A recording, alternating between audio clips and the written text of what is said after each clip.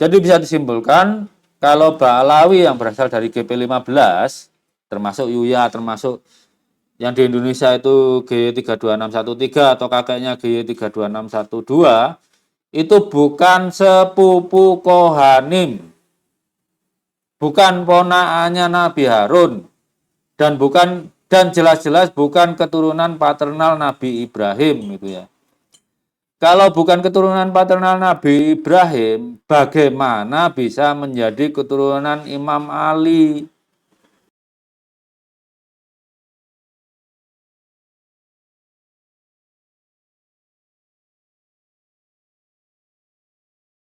Assalamualaikum warahmatullahi wabarakatuh. Selamat pagi teman-teman.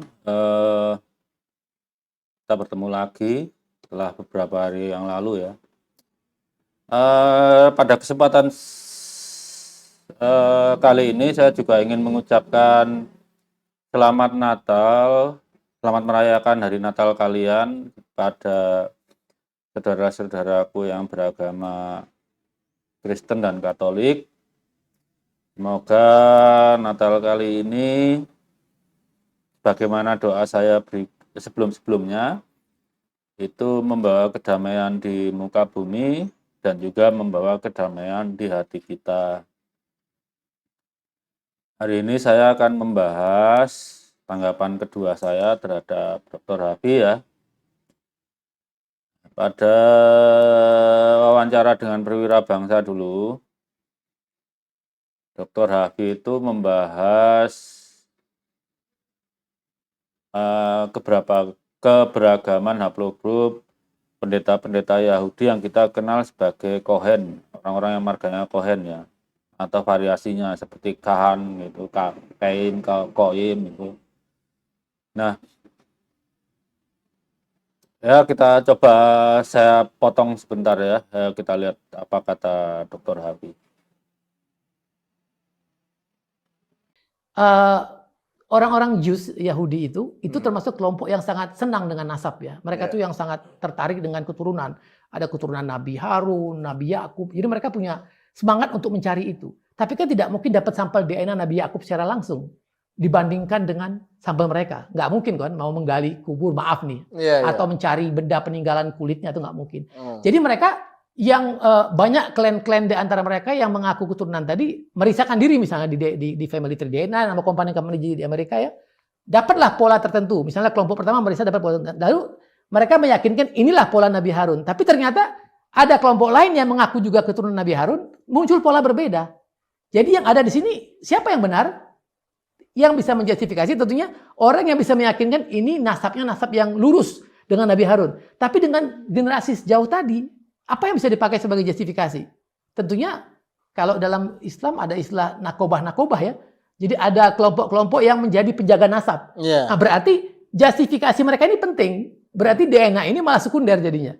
Artinya saya keturunan Nabi Harun. Dari mana buktinya? Ada nakobah kita yang mengakui ini Nabi Harun. Berarti Anda bisa kita periksa.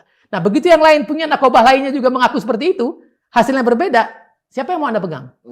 Tidak ada. Artinya sampai pada kesimpulan kalau di kelompok Yahudi ini menariknya adalah mereka sudah mengatakan kami sudah selesai dengan ini. Artinya apa? Tidak ada satu haplogrup yang bisa dipastikan betul-betul untuk kromosom Y yang pasti punya kelompok kesinambungan kepada leluhur yang cari. mereka Karena ternyata ada berbeda. Bahkan ada kelompok namanya kelompok Kohen dari Yahudi itu yang memang mereka menjaga betul kemurnian galur keturunan mereka, bahkan tinggal di tempat tertentu, hanya menikah dengan kelompok tertentu. Di mereka saja yang begitu murninya didapatkan hanya 50% yang sama haplogrupnya, 50% lainnya punya haplogrup yang berbeda-beda. Nah, karena Dr. Hafi ini sudah sampai bahas tentang Kohanim yang beragam, padahal mereka juga sampai mengisolasi diri, kawin-mawin dengan sekelompoknya sendiri. Tapi saya rasa Dr. Hafi ini malah nunjuk Yahudi sebagai orang yang gemar nasab. Pada satu jari telunjuknya, 4 sisa jarinya itu nunjuk Ba'alawi. Di Indonesia yang seperti itu siapa selain Ba'alawi? Mana ada klan lain seperti orangnya seperti Bahar Smith, Rizik Syihab gitu ya. Nah, Dr. Hafi ini sepertinya menginginkan kita Muslim itu bersikap eh, perbedaan haplogrup pada Balawi ini dengan Said-Said lainnya itu sebagaimana para Yahudi, para Israeli ya, keturunan Nabi Yakub ya. Karena Israel itu tidak strikt menganut garis laki-laki, makanya haplogrupnya rame-rame kan ya. Itu bersikap sama terhadap Bani Israel terhadap Bani Kohanim yang haplogrupnya ternyata lebih dari satu. Ya menurut klaim Dr. Rafi mereka udah selesai gitu ya. Tapi kita kan Muslim bukan Yahudi, kenapa dituntut bersikap seperti Yahudi? Itu permintaan yang aneh gitu ya. Karena kalau kita membiarkan keturunan paternal Imam Ali ini haplogrupnya berbeda-beda, itu sama dengan menuduh Bunda Fatimah RA dan atau menantu-menantunya yang perempuan itu berselingkuh dengan laki lain. Itu kita tidak mau disuruh seperti itu. Gitu. Nah, di sini saya akan menguji ya, apakah Ba'alawi ini itu bersepupu dengan Bani Kohanim gitu ya. Kita tahu Bani Kohanim itu sesuai hasil penelitian lebih dari satu haplogrup. Jadi karena lebih dari satu haplogrup, gak mungkin semuanya itu keturunan Nabi Harun. Tapi juga gak mungkin semuanya bukan keturunan Nabi Harun. Jadi cuma satu haplogrup saja yang keturunan Nabi Harun. Dengan sendirinya ya cuma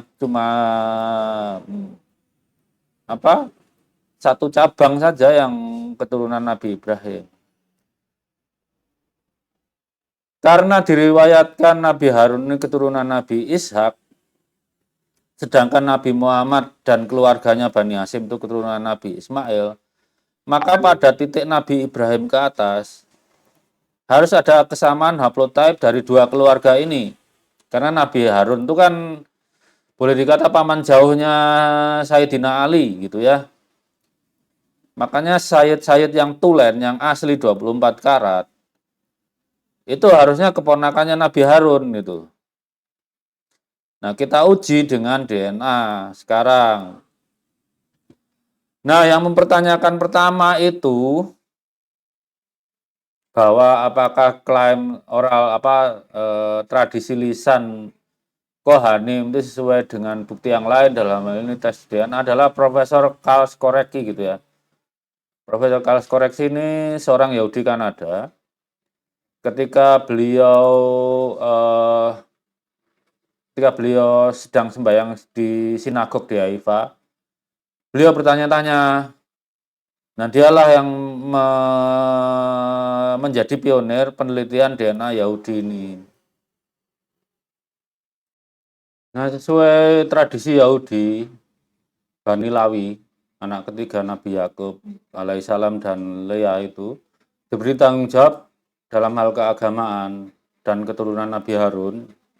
Nabi Harun sendiri juga Bani Lawi dipilih menjadi pendeta tinggi hanya. Itu setara mufti lah mungkin dalam Islam atau setara uskup dan kardinal dalam Katolik gitu ya. Keturunan Harun inilah yang disebut Kohen yang artinya pendeta. Itu diserap dalam berbagai bahasa menjadi berubah-ubah ya. Seperti di Jerman tuh yang marganya Kahan itu dari Kohen itu juga. Kohen itu bentuk singular ya, pluralnya itu Kohanim. Karena Nabi Harun adalah keturunan Nabi Ishak, dengan sendirinya maka Nabi Harun itu juga paman jauhnya dari Sayyidina Ali. Sehingga seluruh keturunan paternal Imam Ali harus memiliki haplotype yang sama dari titik Nabi Ibrahim AS sampai dengan Nabi Adam alaihissalam. Ya. Kalaupun ada mutasi di STR-nya, itu sesuai laju yang diperhitungkan. Artinya sesama keturunan Nabi Ishak dan Nabi Ismail itu laju mutasi STR-nya akan sama. Beda-beda jarak genetiknya itu akan sesuai dengan kalkulasinya, dengan teorinya gitu ya. Nah, Dr. Karl Skorecki ini seorang Yahudi Kanada dengan sendirinya kan Yahudi Ashkenazi itu. Yahudi Ashkenazi itu Yahudi yang berdiaspora ke negara-negara barat ya. Ketika beribadah di sinagog di Haifa ini Bapak, Israel, berpikir apakah tradisi oral Yahudi tentang Kohanim ini sesuai dengan bukti ilmiah DNA gitu ya. Kemudian, nah, Skorecki ini bersama dengan Dr. Michael Hammer gitu ya. Kemudian melakukan genotyping sampel-sampel Kohanim, Bani Kohanim yang pendeta ya. Kemudian Bani Lawi, itu moyangnya Kohanim.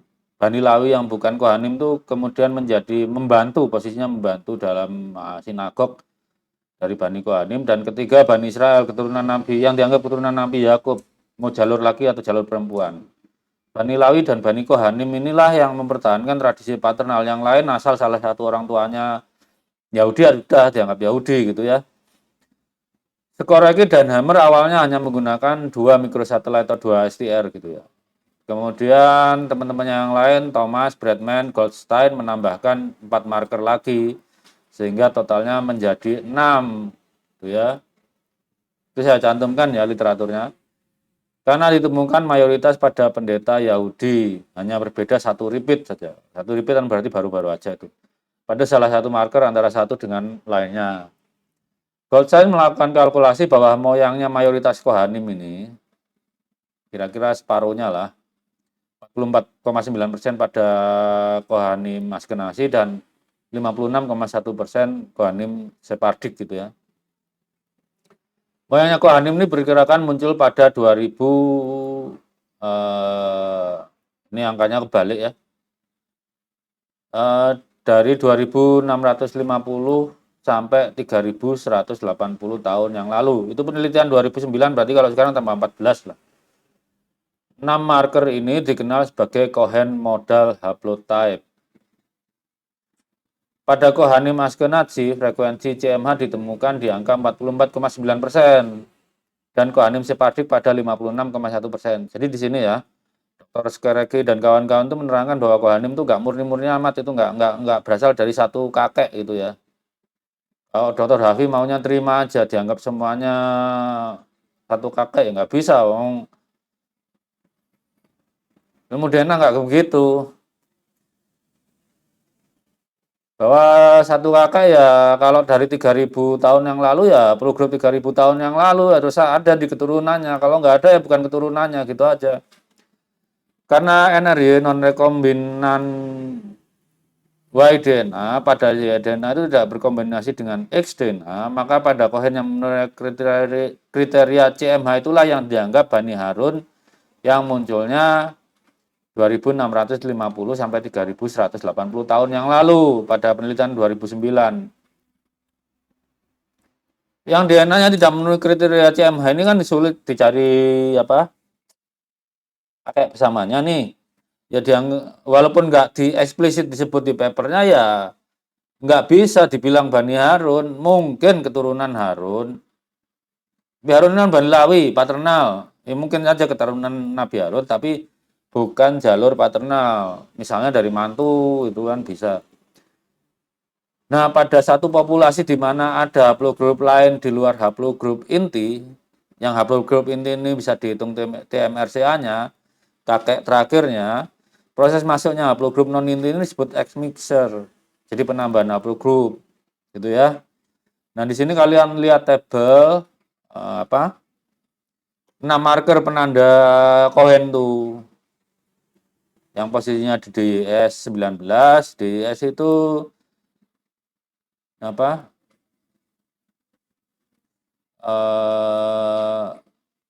DNA Y segmen gitu ya. Karena mikrosatelit kan repeat, motifnya diulang gitu loh ya.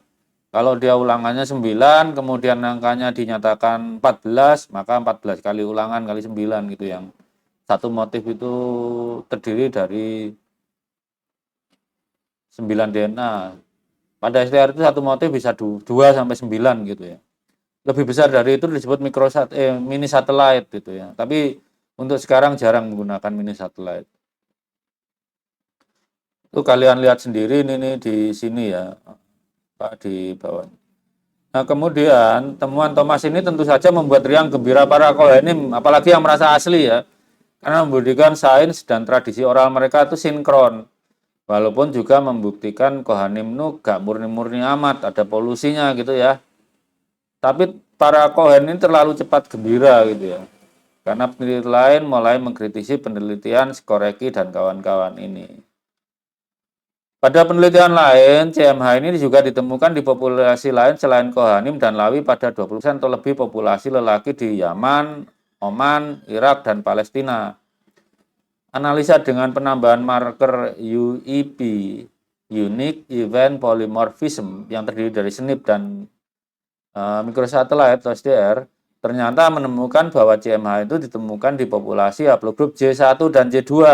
Nah, di antara populasi J1 dengan CMH, dihitung TMRC-nya di antara mereka adalah 8.700 tahun yang lalu. Sedang populasi J2 dengan CMH dihitung TMRC-nya 17.900 tahun yang lalu.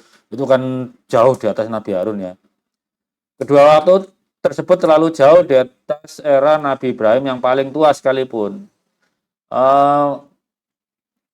Dari berbagai penelitian, berbagai penggalian data, kalau dari genetik, kemungkinan tertua hidup Nabi Ibrahim itu di 5.700 tahun yang lalu. Jadi tidak heran kalau raja yang dikisahkan, yang diasosiasikan dengan Raja Namrud itu nggak tercatat di sejarah manapun. Zaman itu kan belum sepertinya masih jarang banget lah bangsa-bangsa mencatat secara tertulis, apalagi bangsa Babylon ya. Kesimpulannya adalah CMH tidak cukup resolusinya untuk mencari haplogrup terminal yang sebenarnya dari para Kohanim. Kemudian Dr. Hammer dan kawan-kawan, Dr. Hammer itu sekarang menjadi chief scientist-nya Family Tree DNA. Jadi kalau kita melakukan kalkulasi TMRC antara dua orang yang berkerabat itu ya pakemnya ditulis, kalau memakai softwarenya dari Family Tree ya algoritmanya ditulis Dr. Hammer dan anak buahnya gitu ya. Melakukan studi lagi tentang Kohanim pada populasi lain yang berbeda dengan riset dari Skoreki dan kawan-kawan tadi dengan menggunakan 17 marker menurut dia sendiri. Tapi saya lihat tuh dari 22 marker dibuang 5 tuh. Dan 9 marker dari Profesor Zitotowski gitu ya. Kesimpulannya adalah sebagai berikut. Pada awal kependetaan Yahudi, pendirinya terdiri dari beberapa kakek dengan haplogrup berbeda-beda. Dr. Hammer itu melakukan simulasi dengan mengandaikan Kohanim ini diawali dengan 50 pendeta dengan 10 haplogrup. Ya. Maka setelah 120 generasi, kemungkinan satu haplogrup tersisa itu menjadi kecil, kurang dari satu, punah artinya. Ya. Kalau populasi dinaikkan menjadi 100 dengan 10 haplogrup, artinya pendeta awal itu 100, maka setelah 120 generasi, kemungkinan satu haplogrup bertahan menjadi lebih dari satu. Nah, untuk yang berminat belajar kepunahan marga ini, salah tulis itu ya, bisa membaca papernya dari Profesor Watson dan Galton yang dipublish 1875. Jadi kepunahan marga itu ilmu klasik dalam genetika populasi, walaupun zaman itu belum ditemukan DNA. Ini bagian dari ilmu statistik gitu ya. Nah, dugaan dari Dr. Hammer adalah penambahan haplogrup terjadi pada populasi Kohanim yang mengalami semi isolasi. Kan Dr. Raffi kemarin bilang mereka mengisolasi diri, kawin-mawin sama saudaranya sendiri. Nah, terjadi kepunahan garis lelaki yang mengakibatkan kelompok Yahudi tersebut atau kelompok Kohanim tersebut mengangkat pendeta baru yang bukan keturunan lelaki pendeta sebelumnya. Model ini merujuk pada metapopulation dari Profesor Wegley gitu ya.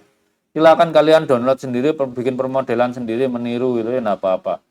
Nanti daftar pustakanya saya tulis di deskripsi. Nah, kesimpulan moyang Kohanim modern dari Dr. Hammer dan kawan ini tabelkan sebagai berikut.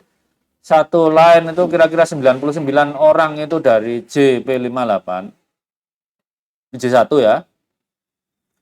Kemudian 31 orang itu dari JM410. Kemudian 16 orang itu dari JM12. Kemudian 13 orang lagi dari JM318. JM318 ini keturunannya JM410 gitu ya. Dan 12 lagi berasal dari RM269. Sisa populasi lain terlalu nggak bisa dicari TMRCA-nya. Udah jelas-jelas bukan keturunan Nabi Harun lah itu.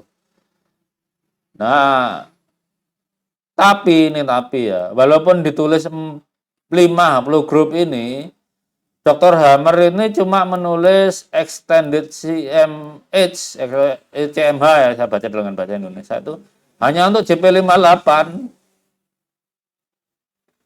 Jadi kemungkinan besar keturunan Nabi Harun itu dari fraksi JP58. Kalian lihat saja angkanya di sini. Yang paling tua pun masih 3.200 tahun yang lalu lah gitu ya. Cuma plus minusnya 1.000 ini gitu ya. 1000-an tahun yang lalu. Ya 4.000-an tahun yang lalu lah. Gitu ya. Bandingkan aja dengan kapan hijrahnya Nabi Musa ke Kanaan gitu ya. Mana yang paling tepat? Kalau saya bilang ya JP58. Tapi ingat JP58 ini common ancestor, bukan the most recent common ancestor. Beda ya.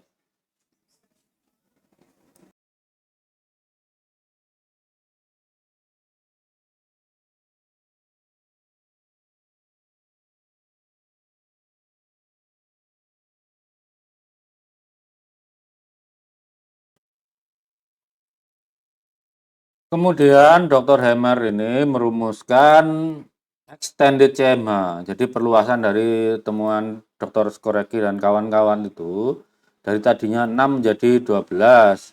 Karena yang 6 tadi ternyata merujuk ke 20 grup J1 dan J2 gitu ya. Jadi kalian bisa perkirakan kenapa extended CMH ini yang oleh Dr. Hammer itu hanya diformulasi untuk J1. Jadi Dr. Hammer ini udah curiga bahwa J2 terus grup R dan sisanya itu bukan keturunan Nabi Harun itulah. Karena moyangnya nggak satu, hanya dari fraksi J1 aja yang moyangnya satu, moyangnya tunggal gitu ya.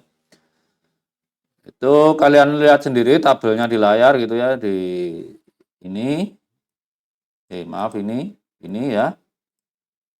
Di sini inilah extended CMH gitu ya. Paper Hammer ini kemudian dikritik oleh Profesor Anatoly Klyosov.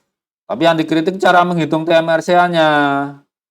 Bukan pemilihan bahwa J1, J2, R yang jadi moyang bersama itu ya. 5 grup yang mengelompokkan Kohanim ini diturunkan oleh moyang yang oleh Profesor, ini saya ralat sedikit, Profesor Klyosov itu nanti hanya membahas 30 grup saja. Yang R dikeluarkan, udah dari baik dari Dr. Hammer maupun dari Klyosov itu udah kesimpulannya itu masuk belakangan aja. Karena yang dari fraksi R itu dari belasan ribu tahun yang lalu gitu moyang bersamanya. Jadi nggak mungkin keturunan Nabi Harun. Kesimpulan Profesor Klyosov setelah melakukan perhitungan ulang dengan 9, 12, 17, 22, dan 67 marker adalah moyang Kohanim JP58 itu berasal dari satu pendeta Kohen yang hidup pada 1075 tahun yang lalu. Plus minusnya 130. Jadi hanya J1 yang moyangnya dari satu kakek 1075 tahun yang lalu. Bisa kita simpulkan, moyang Kohen yang satu ini ya adalah survivor dari keturunan Nabi Harun yang bertahan sampai 1075 tahun yang lalu. Udah masuk abad Masehi ya. Kemudian moyang Kohanim yang JM410 ini J2 terpecah pada 3 kakek. Satu kakek hidupnya 1500 tahun yang lalu. Sedangkan kelompok yang kedua hidup dari satu kakek yang 3560 tahun yang lalu. Dan yang terakhir hidup pada 6.200 tahun yang lalu. Karena 3 kakek nggak mungkin mereka ini keturunan Nabi Harun itu. Tapi sebagai founder Kohanim masih mungkin. Jadi para ilmuwan kan tadi udah bilang bahwa founder Kohanim itu nggak satu kakek. Baik Profesor Piosov dan Profesor Hammer ini itu udah bersepakat nggak berasal dari satu kakek. Mau yang JM12, satu cabang dari J2 berasal dari satu kakek yang hidup pada 3.150 tahun yang lalu. Dan satu kakek dari kakek sebelumnya, ada satu keturunannya berhasil membentuk cabang. Keturunannya cukup banyak artinya. Pada 1050 tahun yang lalu gitu ya. Ini enggak, eranya satu kakek terakhir ini enggak jauh beda dengan kakeknya yang J1. Kesimpulannya, pendiri Kohanim bukan hanya Nabi Harun saja. Kohanim modern ya, beda dengan tradisi oral. Bila high priest pertama adalah Nabi Harun dan berasal dari haplogrup JP58, sampai 1000 tahun yang lalu, 1075 tahun lalu, jalur ini survive, satu kakek saja menurunkan Kohanim Sephardi dan Askenazi. Pada jalur J2M410 berasal dari 3 kakek yang masa hidupnya berbeda-beda. Pada jalur JM12 berasal dari satu kakek yang hidup pada 3.150 tahun yang lalu, plus minus 600 tahun itu ya. Dari J2 ini, jadi totalnya dari 4 kakek, J2 saja. Kan sulit kita bilang dia keturunan Nabi Harun. Jalur lain, ya haplogrup lain, yang minoritas kecil itu, seperti yang paling besar R, kemudian G juga ada. G itu dari GP15, satu haplogrup dengan para Balawi itu. Ada juga GM33, yang G aja dari 2 cabang. Jalur lain itu berasal dari introduksi, seperti model dari Profesor Wekley itu, dan dugaan Profesor Michael Hammer itu. Ada populasi-populasi Kohanim yang terisolasi, kawin-mawin dengan saudaranya sendiri, kemudian mengalami daughter out ya, punah jalur laki-lakinya, kan pendetanya harus diganti. Ya akhirnya pendetanya itu diganti dari ya mungkin menantu lah gitu ya, atau salah satu dari mereka tapi bukan jalur Nabi Harun, ilmu agamanya paling bagus, diangkat jadi pendeta. Pendeta itu kan Kohen, akhirnya dianggap Kohanim gitu ya. Dan proses ini setelah mengalami diaspora, kan orang Yahudi itu berapa kali mengalami diaspora. Pertama zaman Nabi Yusuf, balik lagi, kemudian ditendang oleh Babylon, kan, kalah perang, kemudian dikembalikan lagi oleh Sirus yang agung, kemudian diluruk oleh Romawi. Romawi kan menundukkan Mesir tuh, termasuk Israel atau Palestina sekarang yang jadi jajahannya itu kalangan elitnya termasuk pendetanya itu kan mengalami diaspora lagi gitu ya. Nah ini banyak yang menyebar kemana-mana, terisolasi, kemudian ya ada yang punah jalur laki-lakinya, dan kepunahan jalur laki-laki itu udah dikenal di ilmu apa? Ilmu genetika populasi, walaupun mereka belum kenal DNA waktu itu. Itu kalian bisa lihat di paper yang saya sebutkan tadi, Walton dan saya lupa namanya tadi ya. Itu kalian pelajari sendiri aja lah, download itu. Kalau pernah kuliah, walaupun papernya itu gratis ya, saya ingat saya. Nah, terus apa relasinya Balawi dengan Kohanim ini gitu ya?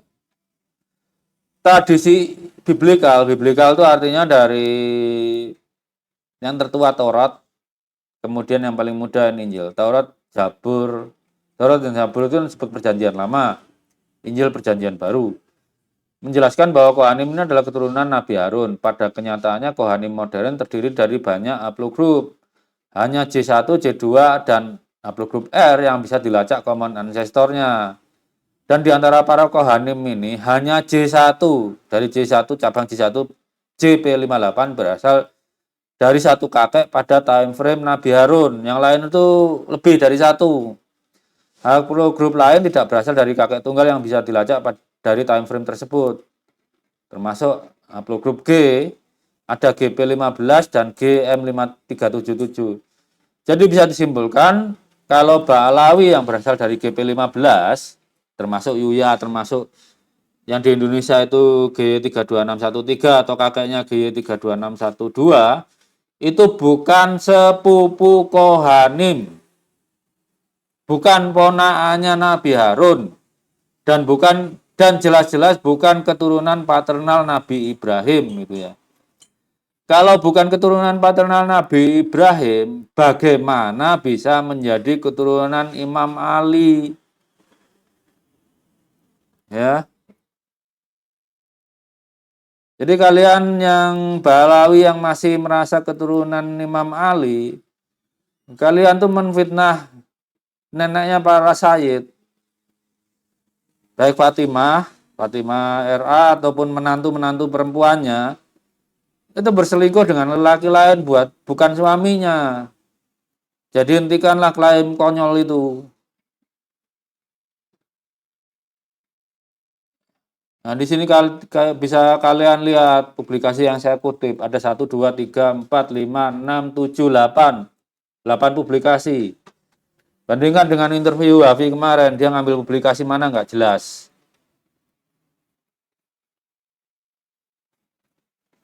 Jadi saya bisa simpulkan Hafi itu kemarin nggak baca publikasinya. Publikasinya nggak baca dia. Asal aja untuk mengarai kalian, suruh nerima bahwa keturunan Ali itu haplogrupnya beda-beda. Tapi kita kan muslim, kita harus melindungi kesucian dari Sayyidah Fatimah. Jangan sampai dia dituduh selingkuh dengan lelaki lain yang bukan suaminya gitu ya. Saya rasa cukup sampai segitu. Kesimpulannya apa? Ini bukan keturunan Nabi Ibrahim itu. Kalau membantah ya perontokan itu 8 paper itu. Terima kasih. Wassalamualaikum warahmatullahi wabarakatuh.